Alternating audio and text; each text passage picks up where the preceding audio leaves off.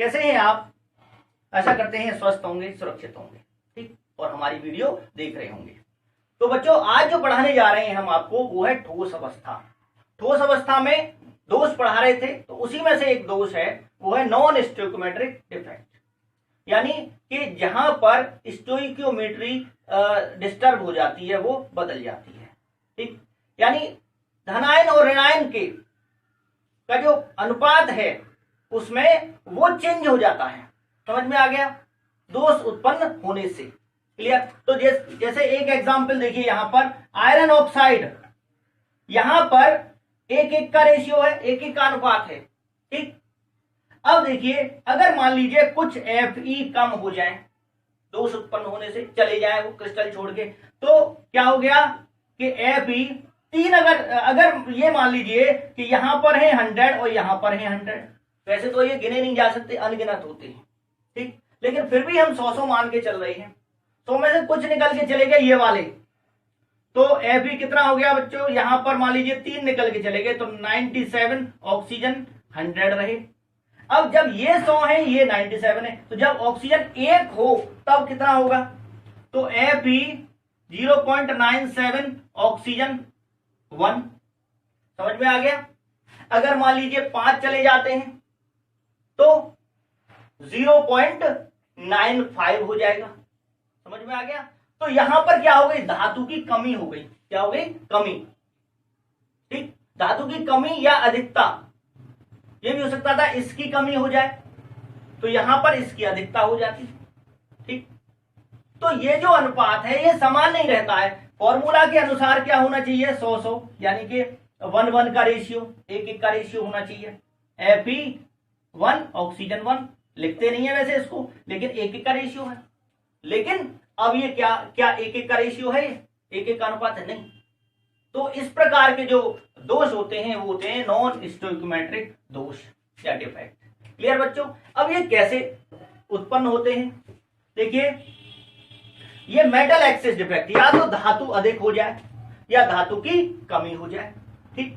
तो ये धातु की जो अधिकता है वो कैसे होती है? दो तरह से, due to anion vacancy. Anion समझते हो? ऋणायन।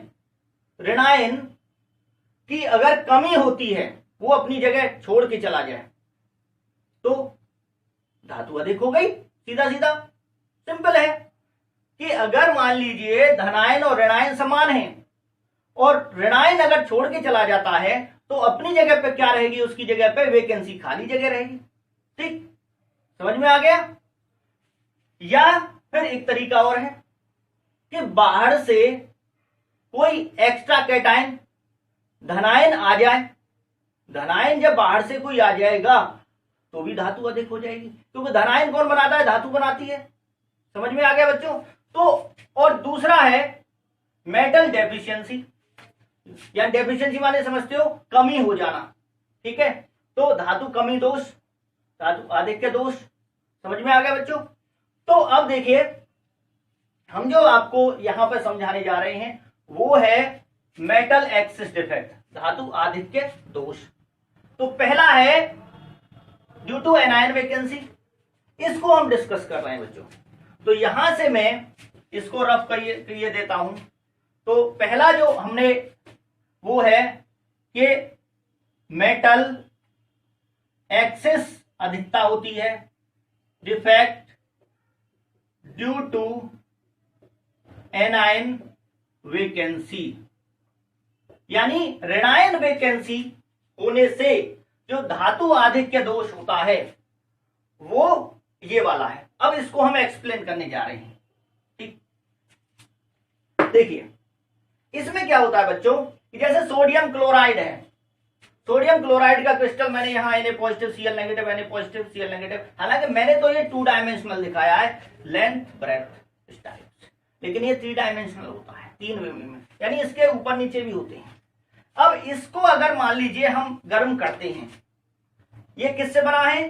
सोडियम क्लोराइड से। सोडियम तो है ही है, तो उसी की धातु की वाष्प में गर्म कीजिए। तो सोडियम क्लोराइड को गर्म किस में करेंगे? सोडियम की भाप में, यानी सोडियम की वाष्प में इसको गर्म कीजिए आप।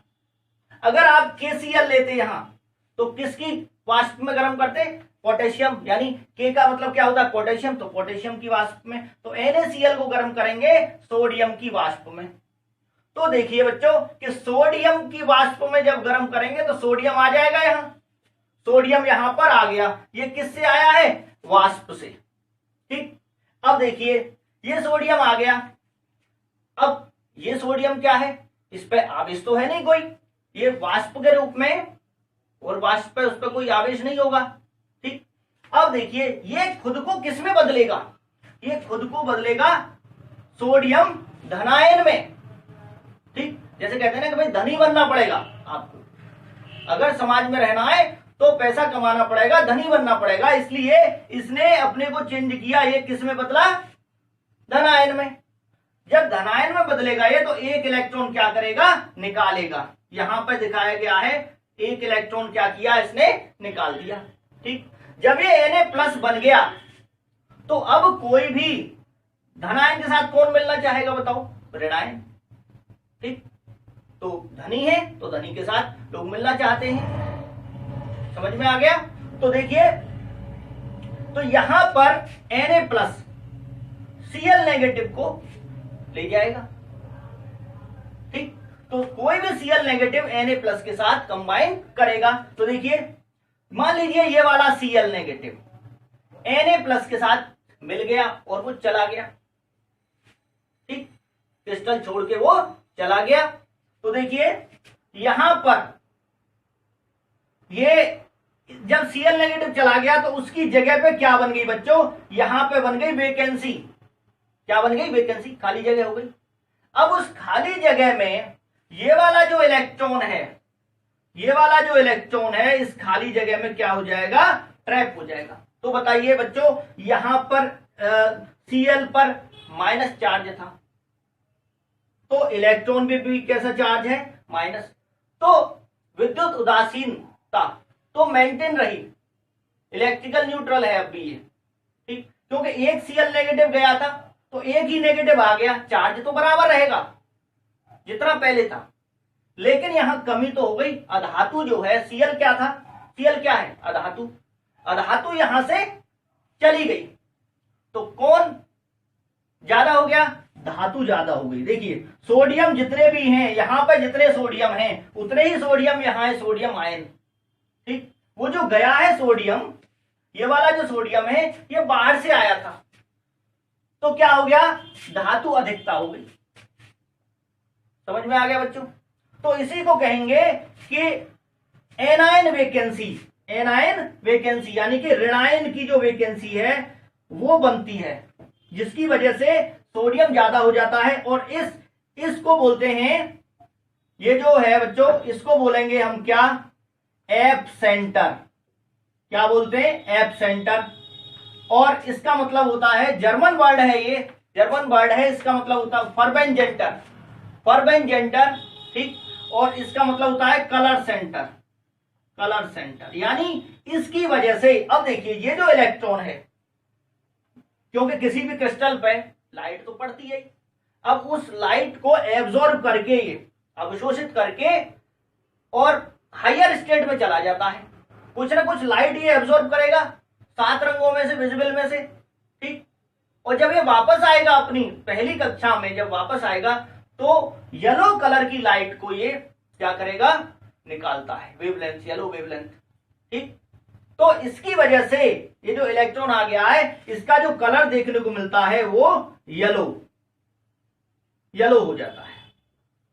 तो अगर क्वेश्चन आता है कि सोडियम क्लोराइड का क्रिस्टल का रंग येलो कैसे होता है, या जलाने पर वो येलो कलर की फ्लेम देता है, तो आप क्या कहेंगे?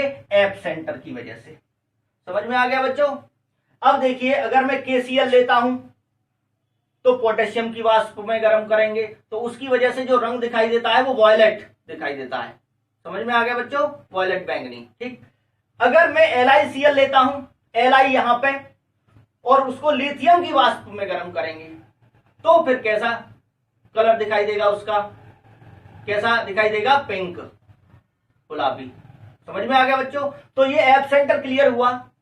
ठीक है बच्चों, नेक्स्ट वीडियो में हम जो बताएंगे वो आपको दूसरा जो पार्ट है इसका, ड्यू टू एक्स्ट्रा कैटायन, वो बताएंगे। ठीक है बच्चों, वीडियो को लाइक करना, शेयर करना, ठीक है, और धन्यवाद।